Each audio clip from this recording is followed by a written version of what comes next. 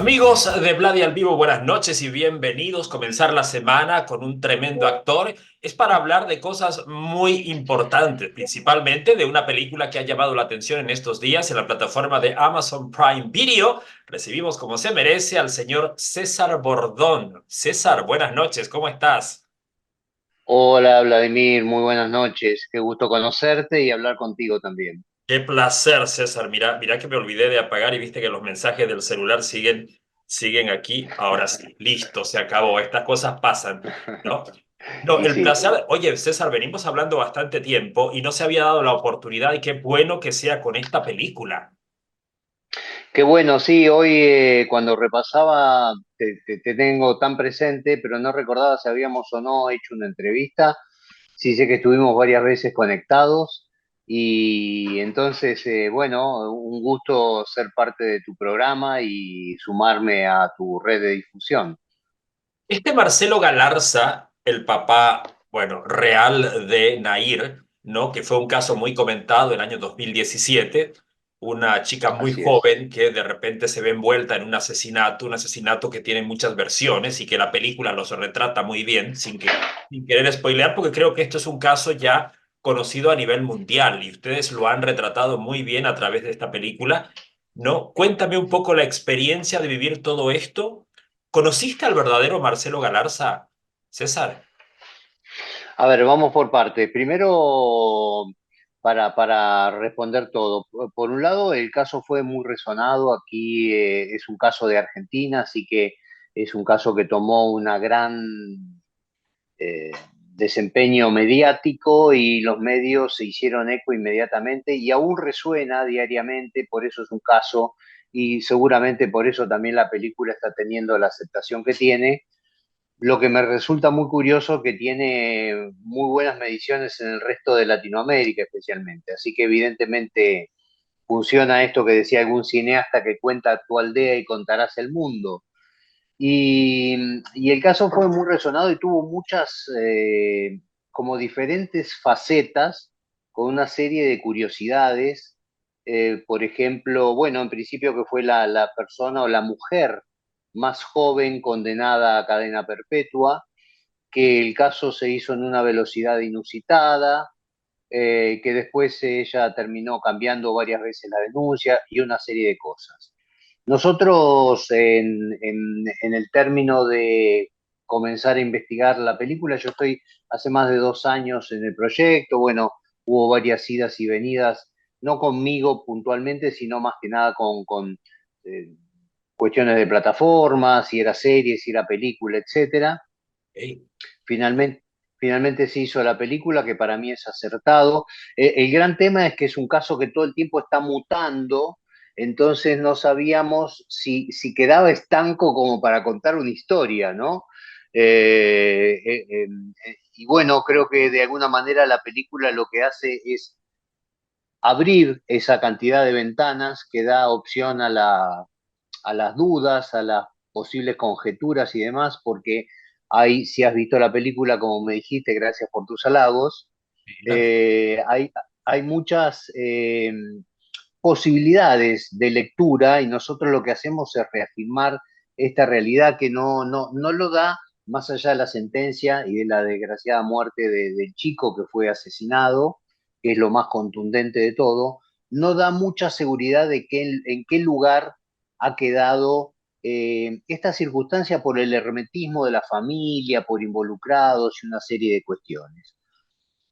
Por último, te contesto que a Marcelo Galarza no lo conocí, hubo una chance, pero finalmente yo prefiero no conocerlo, los personajes reales, salvo que me toque hacer Leo Messi. Dudo, yo soy bastante diferente, pero, pero digo, por un ejemplo a lo que me refiero es a una persona tan conocida, indefectiblemente hay que conocerlo muy bien, sacarle sus gestos, meterse mucho en lo que es la estética, la maqueta del personaje. Cuando los personajes son un poco menos públicos, sí resonantes, pero no tan públicos, bueno, tenemos la fortuna los actores que podemos completar con la foto, con la imagen como tenés ahí ampliada ahora, una transformación estética y después completarlo con lo que la ficción y la historia requiere, ¿verdad? Nair Galarza es una chica común de una ciudad pequeña en Entre Ríos, en la provincia de Entre Ríos, en Gualeguaychú, que de repente, pues, Exacto. era la adoración de su padre. El padre tenía grandes expectativas y de repente se ve envuelta en una situación así. Y en la medida, y no quiero hacer spoiler, pero siento que se manejan muchas teorías dentro de la película, porque la película maneja como muchas líneas de tiempo, ¿no? Va de adelante para atrás, Exacto. adelante y por momentos hay que retroceder la película para poder entender el por qué conectan y cosas que se van revelando, ¿no? Yo al comienzo iba mirando y decía, no, es que no entiendo, no entiendo por qué esta reacción del personaje ¿no? Que no era Gabriel exactamente, creo que tenía otro nombre en la película, ¿no? Era el chico. Y después, obviamente, se va Fernando la película, sí. Fernando, y luego te vas integrando un poco más y decir, ah, ok. Y ahí usted, entonces no quise simplemente limitarme a la película y entré un poquito en la parte investigativa para poder ver, y efectivamente se habla de teorías, ¿no? Teorías que no sé en qué situación real habrán quedado, por todas las declaraciones que Nair ha hecho hasta el momento. ¿Tú me puedes documentar un poquito más sobre eso? Bueno, tal vez no. Entiendo que el caso aquí tuvo tanta resonancia que un poco los espectadores estaban algo más acostumbrados a tratar de ver un poco el desarrollo de la película, que es a donde me quiero abocar más que al caso en sí, porque escapa un poco a mis posibilidades, porque la investigación, que sí te puedo decir que la investigación fue muy exhaustiva de aquellos que se han dedicado al showrunner y la escritora, que para mí hace un gran trabajo, y también que está basado sobre el punto de vista de Nair y sus declaraciones. ¿Qué quiero decir con esto? Que posiblemente si el punto de vista de quien narras hubiese sido su padre o hubiese sido los padres de la víctima, sería seguramente muy diferente. Aquí tomamos el testimonio de Nair Galarza. Entonces es el punto de vista de ella y de ahí empiezan un poco las contradicciones. Creo que es una persona, esto que me decís me parece muy saludable, creo que habíamos hablado en un momento con respecto a la serie de Luis Miguel y Sí. pasaba esto mismo, ¿no? Que la gente se lanzaba a investigar sobre el tema y sobre el punto, ni bien terminaba cada uno de los capítulos. Acá también pasa esto que te pasó y que me halaga en gran parte, que es lo que recomiendo yo, que vayan a las fuentes y traten de sacar material, porque me permito de alguna manera estar ligeramente más focalizado sobre la ficción y no entrar tanto en el caso que tiene algunos tintes amarillos y además puedo herir la sensibilidad de alguna persona involucrada que no es mi intención para nada. Correcto. Bueno, de todos modos, si bien la repercusión traspasó las fronteras de Argentina, porque yo Sin recuerdo que duda. también la prensa le dio, quizás no la cobertura que le dieron ustedes, pero sí, obviamente se hablaba del caso, ¿no? Por ser un caso de repente poco común por la edad de la involucrada, principalmente, ¿no? Exactamente. Entonces, Y yo por el perfil también, ¿no? Porque no era una persona con antecedentes de ningún tipo, no había nada que indicase que podía tener esa resolución, ese caso, ¿no? hay en muchos momentos de la película el personaje de Valentina, o sea, Nair como tal, me da la impresión, y esto lo digo como una apreciación personal, de ser una chica con un alto nivel de psicopatía, una chica que en un momento hace las cosas premeditadas y de forma fría. No sé si esa fue la intención de la película como tal, de mostrar esa Nair y si la verdadera Nair realmente es así, porque muestra mucha Sí, claro, fragilidad, pero también muestra mucha frieza. sin dudas, es también parte de lo que hemos querido reproducir, el hermetismo, la, es curioso cómo se maneja Nair y cómo se maneja su familia, ese hermetismo, ese tono inquietante que le dan a la historia que no se sabe como que no condice también una chica que tiene esa timidez, esa humildad, ese respeto, etcétera, como ha llegado a cometer semejante acto. Ella se inculpó inicialmente, después cambió de opinión. En fin, se trata de tomar, si ves luego imágenes de la vida real, se trata de tomar lo más fielmente posible el reflejo de esta chica y de esta familia, como para llevarla a la película, con todos los condimentos que la ficción le permite al espectador que cuenten determinadas cosas que si no jamás verían, ¿no? Como se hace siempre no sé, un make-up y una historia que sea también entretenida y atractiva para la audiencia. Efectivamente, te toma la base, que es la historia como tal, y sobre eso se generan. Hay personajes no sé si todos los personajes son reales o hay personajes ficticios que son puestos para la historia. Pregunto. Sí, prácticamente todos los personajes que aparecen son de la historia e inclusive se han representado, el juicio está grabado, así que lo que hicimos fue recrearlo, el juicio tal cual fue, inclusive con una connotación cómica o por lo menos un tanto patética, casi bizarra, cuando el juez dice, por favor, aceleremos esto que hoy juega Argentina.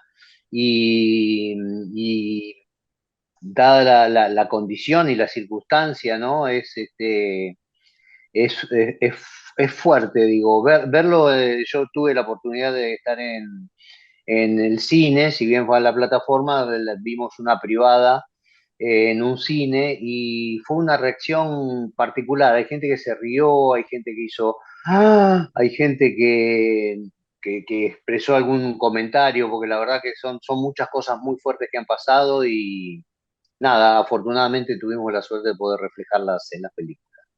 Bueno, de todas maneras, a ustedes que ven esta entrevista con César, ¿no? Tanto César Bordón como Valentina Ceneres son los protagonistas de Nair, esta serie, esta película que ya está en la plataforma de Amazon Prime Video desde el pasado 22 de mayo. Véanla, es una película que despierta muchos cuestionamientos, ¿no? En relación a todo lo que la película quiere mostrar en cuanto a las posibilidades, ¿no? Y además abre muchas puertas al tema de la educación, al tema de tener más cercanía con los hijos, de mejor comunicación, de entender un poquito, Es real, o de las mujeres que en este caso son maltratadas y se mantienen en silencio de repente con mucha presión psicológica y luego explotan y bueno, todo esto lo van a ver reflejado en esta obra que ya está es disponible para correcto. el mundo, ¿no? César, ¿cómo estás recibiendo estos primeros días de Nair? ¿Cómo lo has vivido? Bueno, con mucha alegría, yo tenía mucha expectativa con este film, como pasa con estos productos tan exitosos, abrumado de momento, porque, bueno, tú que trabajas en los medios bien sabes que cuando las cosas estallan, como me gusta decirlo a mí, los llamados, los etiquetados, las solicitudes de entrevista, etcétera, etcétera, son como todas al unísono y no paro de sorprenderme, pero a la vez también de alegrarme y de ver la marca clara del éxito, del suceso, del interés del público, que en definitiva es lo que siempre estamos persiguiendo, a pesar de que uno de cada varios productos son los que llegan tan masivamente a la audiencia.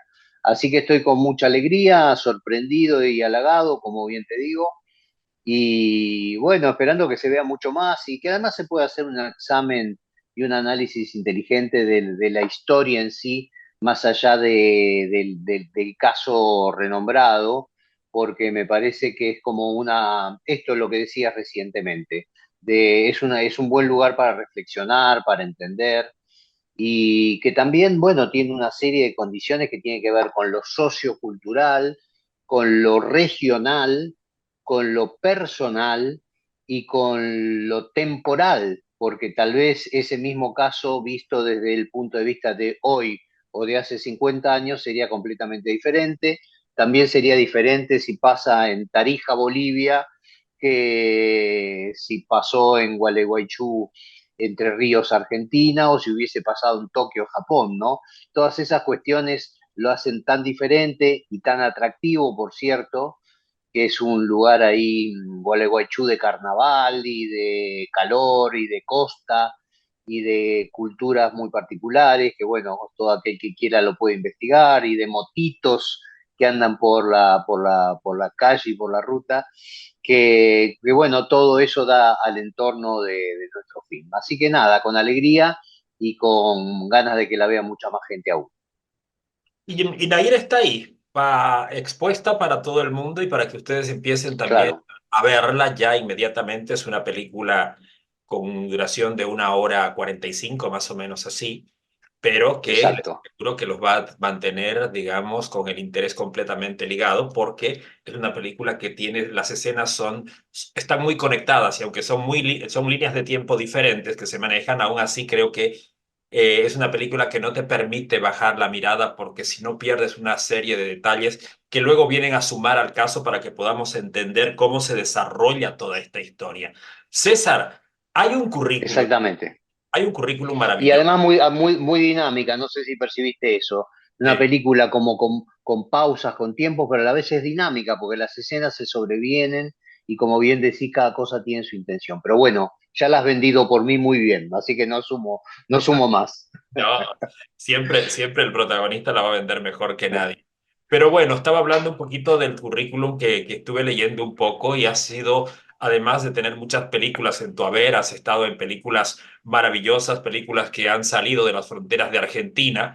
Voy a nombrar dos, pero las tuyas son cuánto, deben ser como 30 películas, ¿no? Un crimen argentino es una 60. película, 60 películas. Un crimen argentino fue una película muy renombrada. Relatos salvajes, también estuviste ahí, ¿no? Y obviamente un montón de otros títulos que seguramente habrán llegado de alguna manera o de otra al resto del continente también, porque eso es lo bueno que ahora a través de las plataformas el cine de los países ahora se puede expandir, cosa que antes era más difícil que una película que no tenía una distribuidora internacional llegue al resto de los países. Ahora esto, gracias a Dios, podemos ver cine argentino, cine colombiano, cine peruano y etcétera, y poder entender también un poco, ¿no? Conocer un poco la idiosincrasia de estos países que en el fondo reflejan también nuestra sociedad. Somos latinos.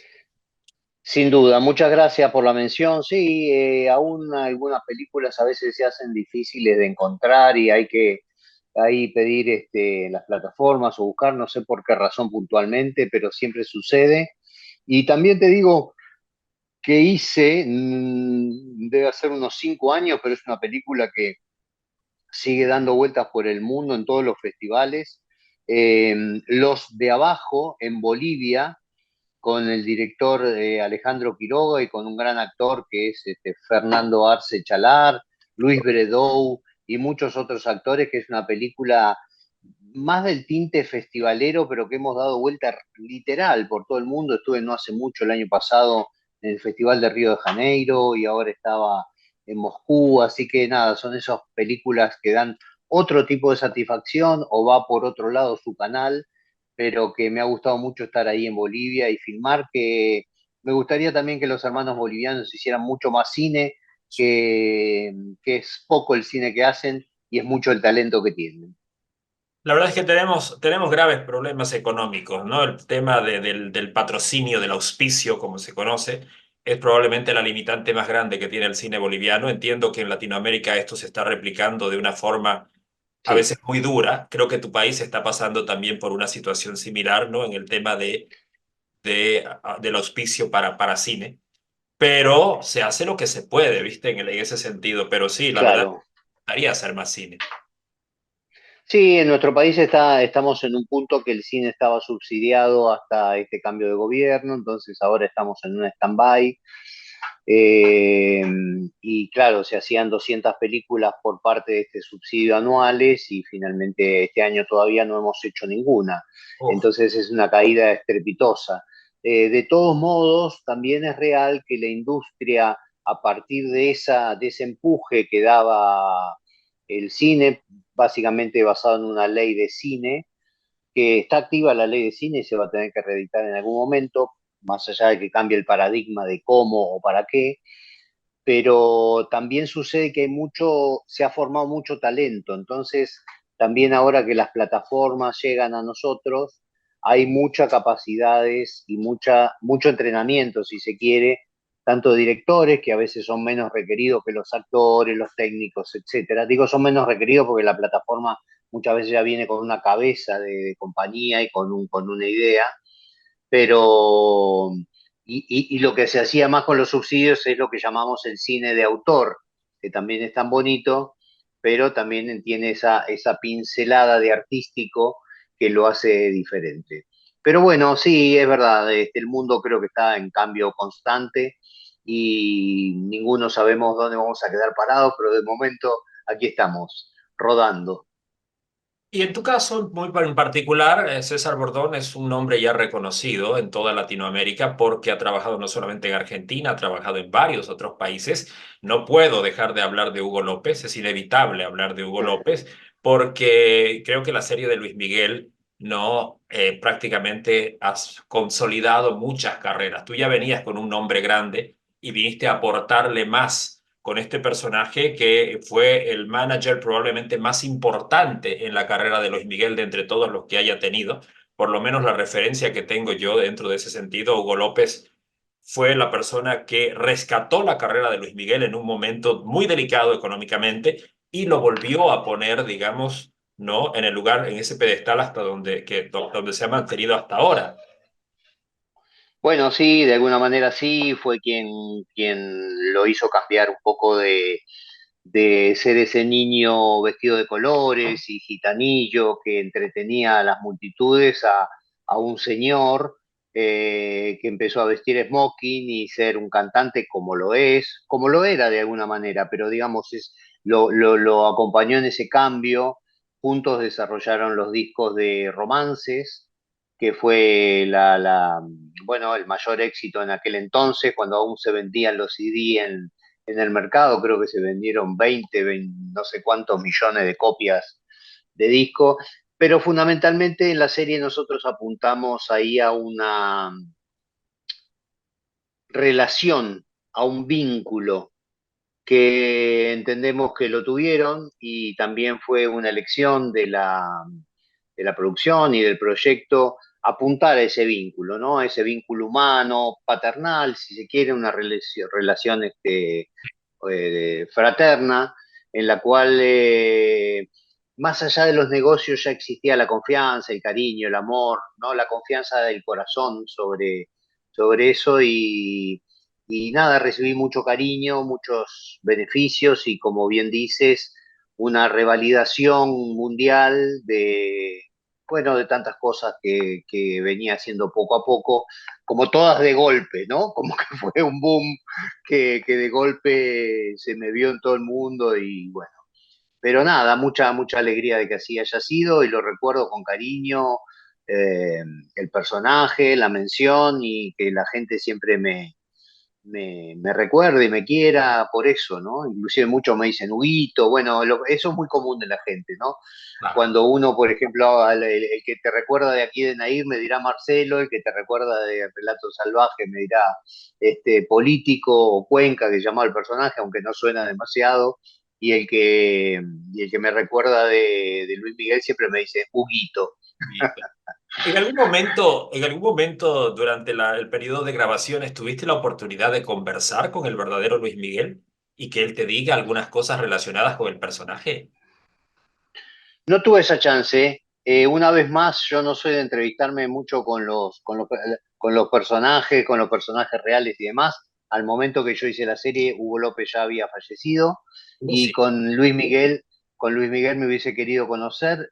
Justamente yo tuve una semana de licencia en la primera temporada y me fui con mi familia creo que a algún lugar, a Tulum, no me acuerdo dónde, vivía en México, y luego, y justo fue así sorpresivamente un día a encontrarse con los protagonistas Luis Miguel, y algunos pocos, cinco o seis, tuvieron la suerte de poder cenar con él, así que cuando me enteré, me dije, me lo perdí, y armamos un plan para juntarnos todos en la segunda temporada al regresar. Pero bueno, ahí ya fue una situación un poco más desgraciada que tuvo que ver con la pandemia, que echó todo por la borda y bueno, en principio yo me regresé a Buenos Aires, aunque estaba instalado en México por cuestiones de seguridad y de, no sé, esa cosa de como de vientre materno, ¿no? Que uno dice, bueno, vuelvo acá y acá me quedo en esa incertidumbre. Y cuando volvimos, pudimos terminar la serie durante la pandemia aún, pero bueno, con hisopados a diario, con mascarilla y con todo eso, y la verdad que no era una situación propicia para conocernos. Así que me invita a sus recitales, he ido a varios ya, por medio de su manager, así que tengo esa suerte y de saludar a sus fans que me quieren, y ahí nos quedamos hasta ahora. No, qué lindo, qué lindo. Qué pena que no lo pudiste conocer, pero qué lindo que esta relación prospere porque la serie fue contundente. O sea, creo que inclusive quien no Sí, conocía, fue. los más jóvenes que no conocían la carrera de Luis Miguel, de repente empezaron a escucharlo, las radios que ya no tocaban a Luis Miguel empezaron a tocarlo y hubo un fenómeno en todo eso. Sí, sí, un fenómeno absolutamente, y yo lo sostengo eso que dices, que eh, ganó una generación. De hecho, estaba aquí antes de, bueno, de comenzar la entrevista, estaba mi hija ayudándome con la conexión, y es un caso ferviente, ahora tiene 16 años, tiene un caso de que cuando comenzó la serie o esto, no sabía quién era y ahora es parte de su escucha y demás, y hay muchas generaciones así. Es más, hubo una confusión en un momento que hubo que explicar que Diego Boneta no era, digo, o sea, que Luis Miguel era otro, ¿no? No, Boneta también hizo un trabajo fantástico. La verdad es que No, soberbio, soberbio, soberbio. impresionante. Si no hubiese estado, bueno, lo que te decía anteriormente, que si tuviese que hacer la vida de Messi, sí lo hubiese copiado mucho. Yo creo que acá Valentina Ceneri hace un gran trabajo en Nair porque es la cara visible y la cara que todos conocemos de la Nair real, al menos en Argentina. Y eso, y el mismo caso se da con Diego Boneta, que son casos, si uno no se cree viviendo a Luis Miguel, que es Luis Miguel, estamos muy perdidos. Y ahí no solo se logró ese imaginario que para mí era como difícil de lograr, porque es una persona que está muy presente, es muy famosa, canta muy bien, lo hizo todo magistral Diego, pero fue la clave de la serie, si no, no hubiese circulado todo lo demás, ¿no? Era un riesgo y creo que lo supo manejar a cabalidad y se llevó muchos aplausos en ese sentido. Así es.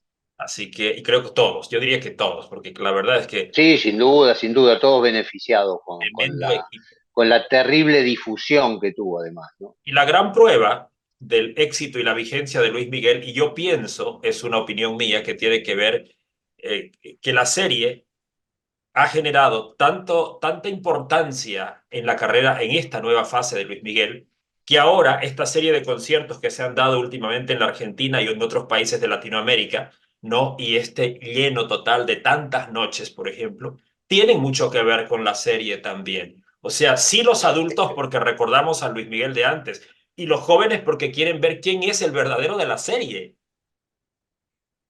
Sí, seguramente. Yo creo que, bueno, nada, esto que ahora se denomina de otras formas, ¿no? Engagement, agreement, o Sí. eh, todas esas nuevas tendencias de decir que cuando uno suena, suena. Entonces, en definitiva, además se dio algo muy fabuloso para mí en la serie, porque mira, un día estaba en un lugar y encuentro un señor, bueno, naturalmente yo tengo al tener exposición pública, la gente me conoce mucho y hay diferentes casos que algunos se recuerda, siempre me habla con cariño a mí la gente y me agrada, nunca me molestan y demás. Y había un señor, como muy rockero, él, un señor cincuentón, como de pelo largo y aros y cadenas y vestido con sus chupines y sus botas y me dice, flaco, me dice, yo vengo del rock y ahora escucho Luis Miguel, no lo puedo creer. Y yo dije, qué bueno que pasa esto, porque la verdad que la historia, y esto es mérito de la serie, la historia fue tan atractiva y tan bien contada, a mi juicio, que hizo que la gente le guste o no, Luis Miguel se haya metido en la historia. Y después, por añadidura, queda encariñado con sus canciones y demás, o las revitaliza si las había escuchado de chico o algo por el estilo. Y eso es también, en definitiva, una... A ver, las grandes estrellas tienen eso, creo yo, ¿no? Que es esa cosa de saber reinventarse de alguna manera, o, o también la suerte que les opera o les funciona, ¿no? Sacándolo de los términos artísticos, digo, cuando nosotros que tenemos nuestro ídolo Messi, que somos muy futboleros en Argentina, cuando parece que, bueno, ya está llegando el fin de su carrera y ya está, y no pudo conseguir un mundial más allá de todo lo que consiguió, y gana un mundial, y eso reaviva nuevamente la figura y se vuelven a vender millones de camisetas, ¿no? Bueno, Luis Miguel lo mismo y seguramente tantos otros ejemplos, Madonna, ahora que estuvo en Brasil y todo eso, y tantos ejemplos de gente que nada, ¿no? Cada vez que vuelven al tope de gama es una forma de reafirmar su gran talento y este deseo de la gente de conocerlos, de verlos, de escucharlos, lo que corresponde en cada caso. Yo los llamo de figuras atemporales. Esa para mí es Sin importante, duda, ¿no? Porque son sin figuras que duda. trascienden más allá de una o dos generaciones y creo que es el caso de estos personajes citados, ¿no? César, Madonna, Luis Miguel, por ejemplo, vi un ranking de los conciertos de que más generaron dinero entre el 2023 y Madonna justamente y Luis Miguel iban así, ¿viste? O sea, de las dos giras más exitosas y de mayor ganancia. César, hablar de tu carrera es inmensamente largo, amerita una segunda oportunidad que seguramente la vida nos va a dar, porque aquí tienes un montón de proyectos hermosos que acá los bolivianos hemos visto y que mucha gente lo ha visto. Voy a nombrar a lo rápido porque se nos corta el tiempo. Los Roldán. Has estado trabajando en Casi Ángeles, has estado trabajando también con Susana Jiménez, has trabajado en el show de Videomatch, has hecho parte de Chiquititas y paro por ahí, porque si no vamos a acabar muy tarde esta historia, solo para contarles un poquito más de dónde ustedes han visto al señor César Bordón. Eso se los dejo corto y quiero agradecerte, César, a vos y a Javier Ruiz, también de Checa, Buenos Aires, por darme Qué la chica. oportunidad, ¿no? Para poder hablar con vos, que esta era la mejor de todas y gracias por darme un poco de tu tiempo. Buenas noches. Bueno, al contrario, Vladimir, es un placer. Me caíste muy bien desde que hablamos aquella vez, no habíamos podido concretar. Y nada, tus entrevistas son muy lindas, sabes mucho del entrevistado, tienes la delicadeza de haber visto la película o mis películas, y eso realmente es un componente extra para hablar y me halaga mucho y te respeto mucho. Así que un gran placer y bueno, será la próxima cuando corresponda, cuando toque.